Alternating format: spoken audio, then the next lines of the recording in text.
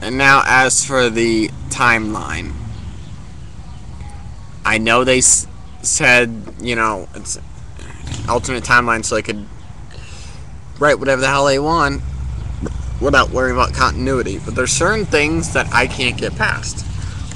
Like I said before, this Romulus getting destroyed, Spock going back in time. That happened 10 years after Voyager got back. That would mean post-Voyager, post-Nemesis. But what... There's still a lot of things that don't make sense. First of all, why the hell does Spock go by himself with no assistance? No one from Starfleet, just him in a Vulcan shuttle with this weird stuff called red matter. That if it was that unstable, it was aboard a Vulcan shuttle instead of a special containment vessel.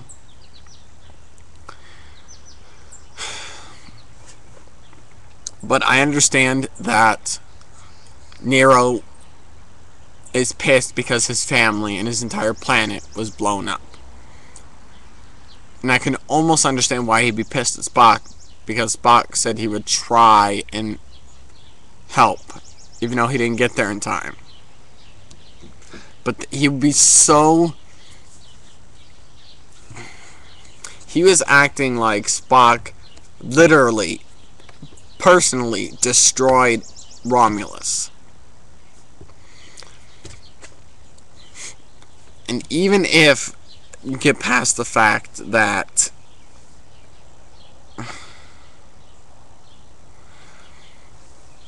in Nemesis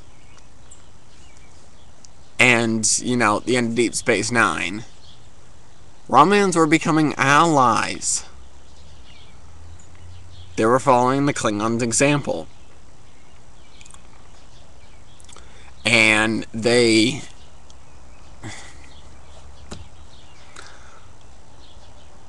all I can say is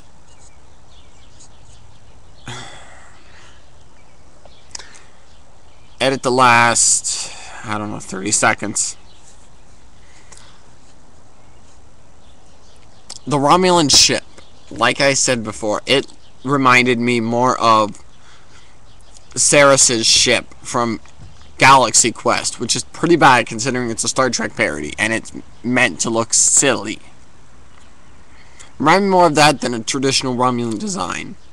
So if you think about it, the original series Romulan ships, for budget reasons, they looked almost exactly like the Klingon, like the D5 or D7 class cruisers. And then they evolved.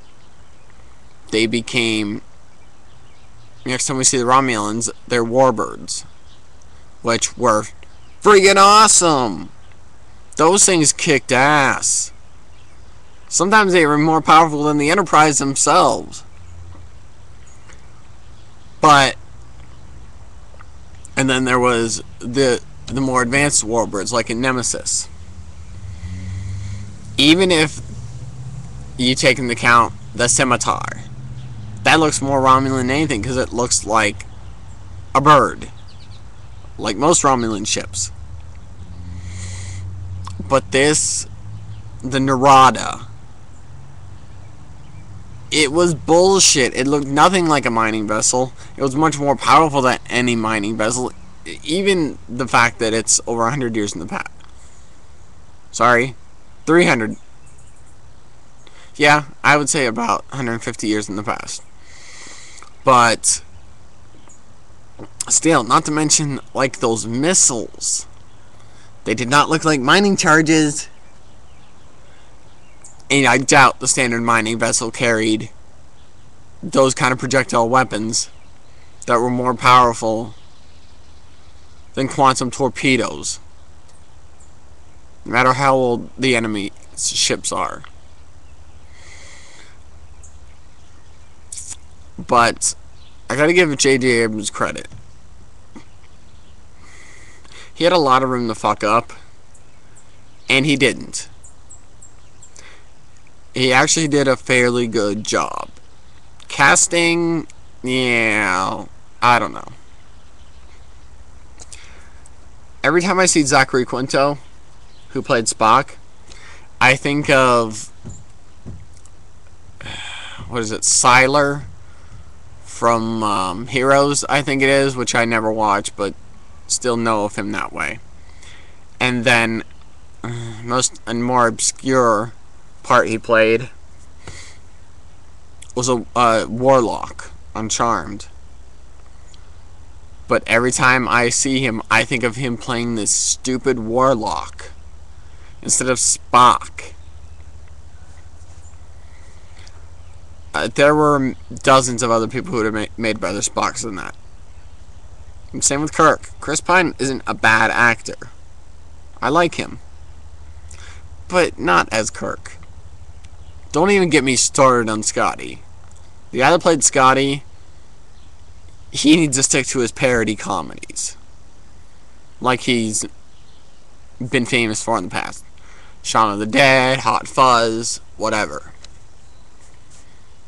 There's Zoe Saldana. I like her. Actually, I don't like her. I mean, she's very hot. But she can't act for shit. Guy that played Bones. Yeah, nothing special.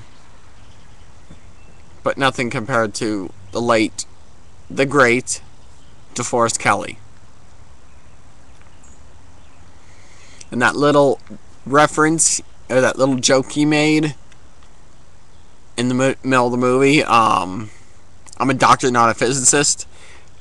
I realized they were trying to capture the humor by referencing Voyager in the original series. But that was the worst one I've ever heard. Some of the ones Robert Picardo made, like the one in his casting audition for Voyager, he said, the line was, I believe someone's failed to terminate my program. He said, am I a doctor or a nightlight? That was funny. Partially because it was relevant to the scene. That one was just plain stupid. And it did not make me laugh. In fact, it made me shake my head. Anyway, overall, it's not my favorite Star Trek movie. If I had to pick my favorite Star Trek movie, it would probably be either Star Trek 2 or Star Trek 4. Because both of those were incredibly good.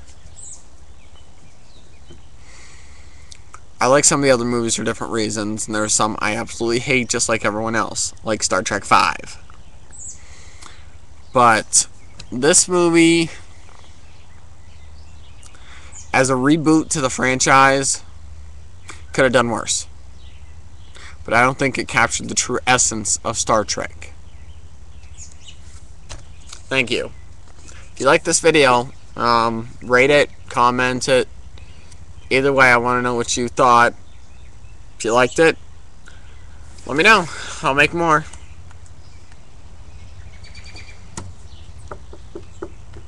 Until then, keep your stick on the ice.